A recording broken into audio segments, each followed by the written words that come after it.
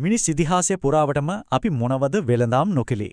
රන්, රිදි, සුවඳ කුළුබඩු, දිලිසෙන සේද රෙදි මේ හැමදේම මිලකලා කිරා මැන බැලුවා. ඒත් කවදා හරි ප්‍රඥාව, ඒ කියන්නේ නුවණ, දුර දක්නා බව කියන අල්ලන්න බැරි, දකින්න බැරි වස්තුව වෙළඳසැලක රාක්කයක් උඩ තියලා මිල නියම කළොත් මොනව වෙයිද? අද සත්‍ය කවතුනින් දිගහැරෙන්නේ පරම්පරා ගණනක් තිස්සේ පැවතුණු විශ්වාසයන්ට අභියෝග කරමින් තමන්ගේම ජීවිතය අමුතුම ආකාරයේ ව්‍යාපාරයක් මත ඔට්ටු තියපු තරුණයෙකුගේ පුදුමාකාර කතාවයි. ඇත්තටම මේක නිකම් ප්‍රශ්නයක් නෙවෙයි. මේ තමයි අපි මේ කියන්න යන කතාවේ හදවත.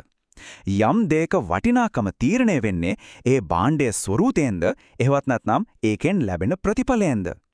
දැනුම කියන්නේ පොත්වල තියෙන අකුරු ගොඩක්ද නැත්නම් ජීවිතයක් සම්පූර්ණයෙන්ම වෙනස් කරන්න පුරුවම් එකම එක තීරණාත්මක මොහොතක්ද? හොඳයි, මේ ගැඹුරු ප්‍රශ්න වලට පිළිතුරු හොයාගෙන අපි මේ අద్భుත කතාන්තරයේ ඇතුළටම ගිහින් බලමු. අපේ කතාවේ ප්‍රධාන චරිතය තමයි ෆැරිස්. ඔහුගේ පියාගේ හදිසි මරණයෙන් පස්සේ පරම්පරාවෙන් පරම්පරාවට ආපු සිල්ලර වෙළඳසලේ දූවිලි බැඳිනු රාක්ක දිහා බලාගෙන ඔහු හිටිය හරිම අසරණ වෙලා.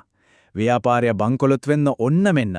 අඳුරු සෙවණලි වගේ ප්‍රශ්න ඔහුව වට කරගෙන ඉද්දී ඒ බලාපොරොත්තු සුන්වීමේ අගාධයේ ඉඳන්ම ඔහුගේ ඔළුවට අදහසක් ආවා. ඒකේ ඇත්තටම පිස්සුවක් වගේ අදහසක්.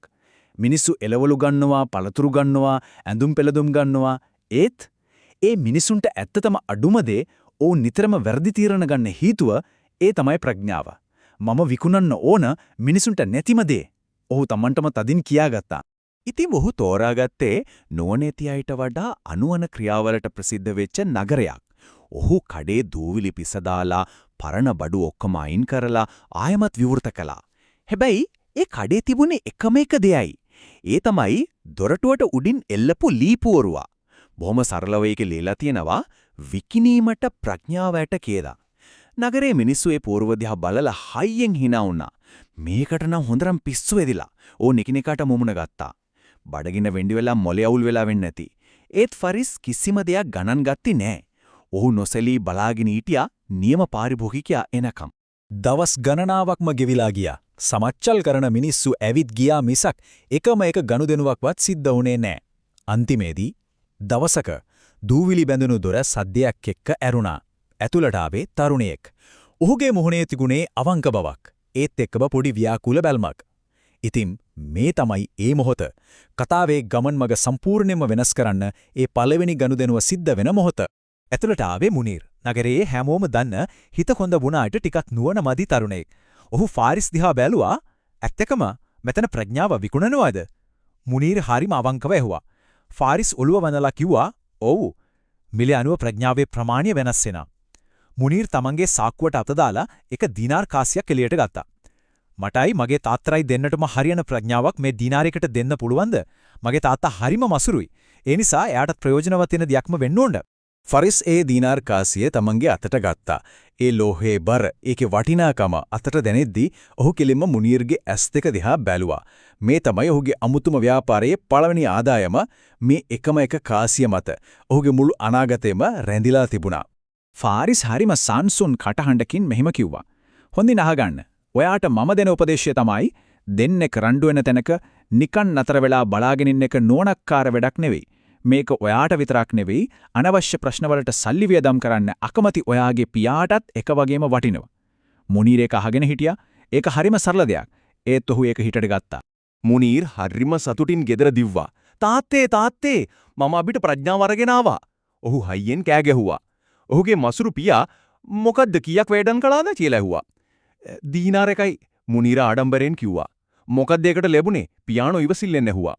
මුනීර් අර උපදේශය කිව්ව ගමන් ඔහුගේ පියාගේ මුහුණ කේන්තියෙන් රතු වුණා. "මොන විකාරයක්ද මේ? මේක ලෝකේ ඉන්න හැම මෝඩයම දන්න දෙයක්. මේකටද උඹ අපේ සල්ලි නාස්ති කළේ? වරෙන් මාත් එක්ක යන්න." ඔහු මුනීර්ගේ අතින් නැදගෙන ෆරිස්ගේ කඩේට කඩාගෙන පැන්නා. "හේයි තක්කඩියා, අපේ සල්ලි ආපහු දෙනවා. මේ කුණු උපදේශය තමුසෙම තියාගන්නවා." කියලා ඔහු ෆරිස්ගේ මූණටම කෑ ගැහුවා. ෆරිස් හරිම සංසුන්ව ඒ දීනාර් කාසිය ආපහු දුන්නා. ඊරණම කියන්නේ හරිම පුදුමාකාර දෙයක් නේද? සමහර වෙලාවට අපි ප්‍රතික්ෂේප කරන දේවල්ම තමයි අපේ ජීවිතයේ ලොකුම පාඩම් බවට පත්වෙන්නේ. මුනීර් සහ ඔහුගේ පියා ආපහු විසිකරලා ගිය ඒ සරල උපදේශය ඔවුන් හීනකින්වත් නොසිතු භයානක අර්බුදයක ආරම්භය බවට පත්වෙනවා. ඒ අර්බුදයෙන් ගැලවෙන්න ඔවුන්ට ඊට වඩා දසගුණයක මිලක් ගෙවන්න සිද්ධ වෙනවා. දවස් දෙකකට විතර පස්සේ මුනීර් වෙළඳපොළ මැදින් යද්දී ලොකු සැනගක් රැස් වෙලා ඉන්නවා දැක්කා. රාජකීය බිසෝවරුන් දෙන්නෙකුගේ ප්‍රධාන සේවිකාවන් දෙන්නෙක් එකිනෙකාට බැනගනිමින් කොණ්ඩෙන් ඇදගනිමින් දරුණු රණ්ඩුවක පැටලිලා. ෆාරිස්ගේ උපදේශය මුනීර්ගේ හිතේ කොනක තිබුණත් මේ දර්ශනය අතාරින්න ඔහුට හිත දුන්නේ නැහැ. ඔහුත් සැනග අතරින් රිංගලා වෙන්නේ මොකද්ද කියලා බලාගෙන හිටියා. එකපාරටම සේවිකාවන් දෙන්න රණ්ඩුව නවත්තලා මුනීර් දිහා බැලුවා. මෙන්න මෙයා ඔක්කොම දැක්කා? එක්කෙනෙක් කෑ ගැහුවා. නෑ මෙයා දැක්කේ ඔයා වැරදි බව. අනෙක කිව්වා. දෙන්න මොහුගේ අත් එක්කෙන් අල්ලගෙන උඹ අපිත් එක්ක කලිෆරයාගේ රාජසභාවට එන්න ඕන. උඹ තමයි අපි සාක්ෂිකරුවා කියලා බල කරන්න ගත්තා. මුනීර්ගේ ඇඟේ ලේ වතුර වෙලා ගියා. හොඳටම බයරච්ච මුනීර් සහ ඔහුගේ පියා ආයමත් ෆාරිස්ගේ කඩේට දිව්වා. හැබැයි මේ පාර ඔවුන් ආවේ උඩඟු කමින් නෙවෙයි. දනින් වැටෙන්න තරම් බැගෑපත් වෙලා. අනේ අපිට උදව් කරන්න මගේ පුතාව බේරගන්න.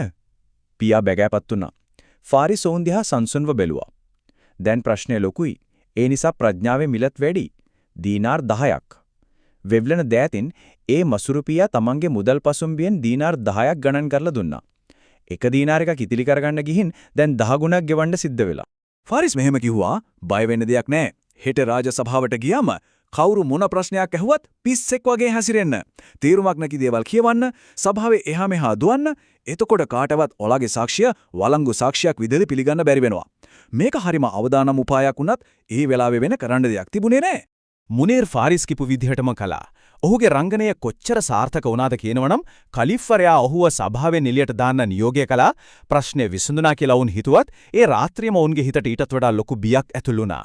මේක රංගපෑමක් කියලා කලිෆරයා හොයාගත්තොත් මොකල වෙන්නේ? රාජ සභාවට අපහාස කළාට ලැබෙන දඬුවම මරණයයි. ඒ බියෙන් වෙවුලමින් ඔවුන් තුන්වනි වතාවටත් ෆාරිස්ව හොයාගෙන ගියා. දැන් තියෙන ප්‍රශ්නේ මරණය සම්බන්ධ අවදානමක්. ඒ නිසා ඒකට විසඳුමේ මිල දීනාර් 200යි. ෆාරිස් කිව්වා. ඒ මසුරු පියා තමන් සතු ඉඩම් කෑල්ලක විකුණලා ඒ සල්ලි හොයාගත්තා. හැබැයි ෆාරිස්ගේ උපදේශය හිතාගන්නවත් බැරි තරම් අමුතු එකක් වුණා. මාස 2ක් යනකල් කිසිම දෙයක් නොකර ගෙදරට වෙලා ඉන්න.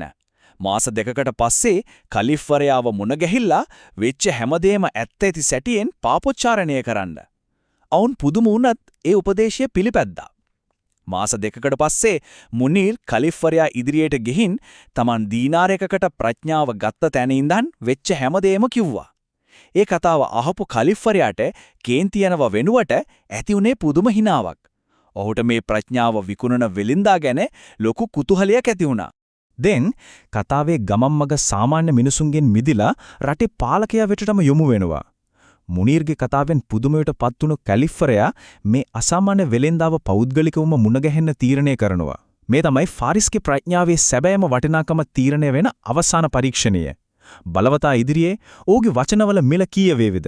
කලිෆරයා ෆාරිස්ගේ කුඩා වෙළඳසැලට ආවා. මටත් ප්‍රඥාව අවශ්‍යයි.